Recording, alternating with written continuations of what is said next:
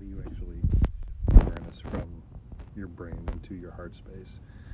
So the good news is that I have some tools that I've used, I've been given, that have given me some good results. And I'll share these with you. The other good news, depending on your perspective, is that these tools will then lead to more and more questions and more work. So I'll back up a minute and make sure that you can understand conceptually that you are not your thoughts any more than you are your iPhone. If we were our thoughts, we'd act on any impulse that crosses our mind. We'd go ask this person to marry me, I'm going to go knock this person off the scooter, whatever it might be. We're not our physical body in that sense any more than we are our car. Both of these are just tools or functions that we have that help us accomplish certain tasks. So if we're not our mind and we're not our body, what are we then? And what's left is soul, and we're not that either. And if the word soul doesn't resonate with you, I'll refer to it going forward as consciousness or awareness. It's the consciousness of, it's the part of us that's capable of transcending animal instincts. It's the one that keeps you from knocking people off of scooters or road rage, whatever it might be. I mean, nearly every religion has some concept of this. For me, it's where the lines between quantum physics and the quantum field begin to blur with metaphysics. And for me personally, that's where things get really juicy. It's a lot. So if we're not the body, or the mind, or the soul, what are we then? And we're the sum of them all, but we're not any one of them. The totality of this triumvirate working in concert to evolve as a species. Make sense? You with me? So I'll save the rest for another video or book or books or whatever, but I'm just hoping that what I shared at least resonates with you for the purpose of answering this question on shifting awareness. So Dandapani is someone that was introduced to me by a friend. He's a former monk, and he provides a tool that asks us to imagine that awareness is a ball of pure white light, and if you imagine that you're the ball, you can shift through and flow through the mind, drawing attention to different thought patterns and different emotions. The exercise here is to begin shifting awareness and go to a place in the mind that's always unhappy. And you'll know what that is for you. And when you're here, you'll experience being unhappy, and then to imagine this ball of light that you can shift into a place that's always joyful and then experience being joyful. There's a clear separation between awareness and the mind. We are pure awareness. We're not our mind, as we stated earlier. And using our concentration and our willpower, we're able to move this ball of light, this awareness, from unpleasant or unhappy areas of our mind to pleasant or happy areas of the mind. It's practice, practice, practice. And I'll link to some very real tools that he gives that are amazingly effective. So the goal is to separate awareness from that which it is aware of by gently moving it back to where it was. It's a lifelong practice, but by simply catching yourself in these moments, even after the fact, is a huge step forward in answering your question. So I'll step back a little bit here and provide more context on why this has been coming up for me over the past few months. Divine Feminine. It's the ability for me to give and not receive. It's the yin and yang.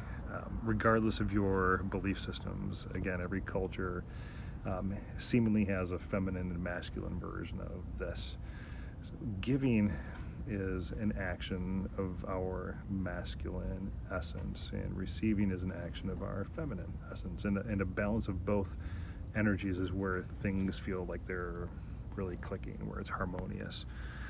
My inability to let go and trust, my desire to be strategic, controlling, and calculated, and having everything in its place, these are all masculine traits, which serve us well in some situations, but certainly mine have been out of balance historically. And it's part of my master lesson in this particular time is to work on this. So I was being encouraged to bring this masculine energy into the feminine aspects of me, which is not strategic or calculated or controlled. And for the purpose of this conversation, feminine energy for me, or divine feminine, is free-spirited, and it's rooted in this trust and surrender. It's a willingness to receive.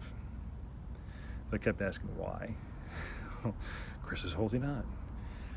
So the next step in this growth for me is to let go into this trust and surrender, and let go of my thoughts and bring this awareness into my heart, as I had stated. The second exercise that I use is connecting with a past life where I was a woman and gave birth.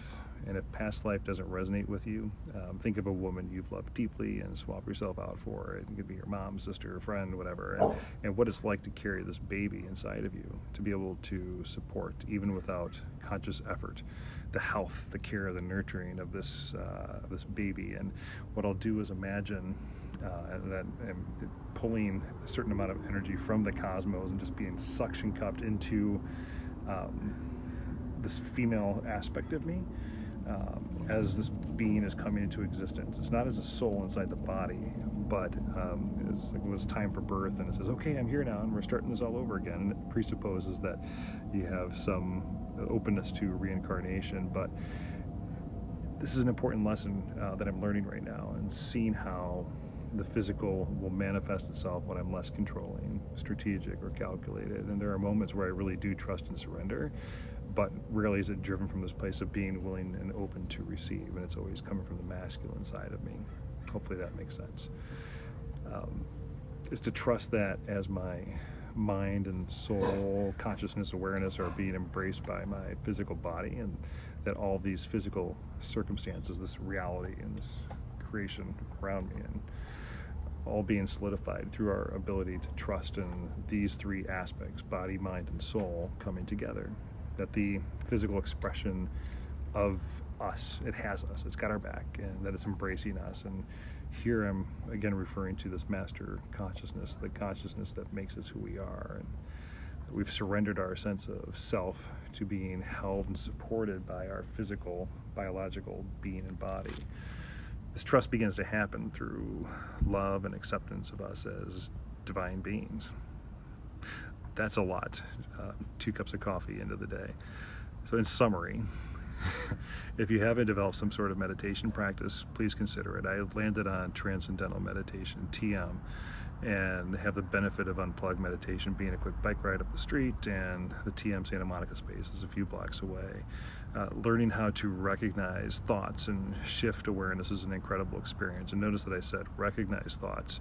I'm not trying to eliminate thoughts. That's a fool's errand. It doesn't work for me. I don't know that it's possible, but your thoughts are your thoughts, and it's part of our it's part of this conversation, and you can't eliminate them. You can just kind of recognize where they are.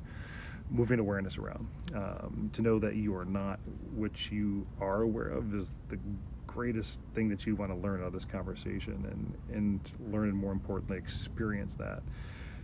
Once you know that you are awareness, but you're not that which you're aware of, you'll gain a hell of a lot of freedom and begin to take control of your mind, and energy, and therefore this aspect of your life. The second piece is to think on how you can bring more balance of these feminine and masculine energies, and using this visualization of being a pregnant woman. It resonates with me, and just sitting there with that for a few minutes, and asking this divine feminine energy or the yin to come in. The third one, man, is gratitude for all of it, and the feminine, the masculine, the yin, the yang, the love, the heartbreak, the wins, the losses, the full human experience. I mean, without this relativity, our experience has no context and no meaning. One of the things I've always appreciated about you, Jason, is your love of family and your brothers and your parents, and it's just unconditional. And even having been envious of that at a certain point, but you being able to lose attachment to thoughts by conjuring up these feelings of oneness and gratitude and unconditional love, man, it's the very best of you, and this ability to find it in love of others, and heck, it's the very best of us all. So I need to wake Meredith up and get ready to head up to Malibu, but I wanted to share this with you, and I hope that something sticks. I threw a lot at you first thing in the morning, but I'll be in Chicago in a couple of weeks, and I'm happy to just connect and share my experience. All right, man. Bye.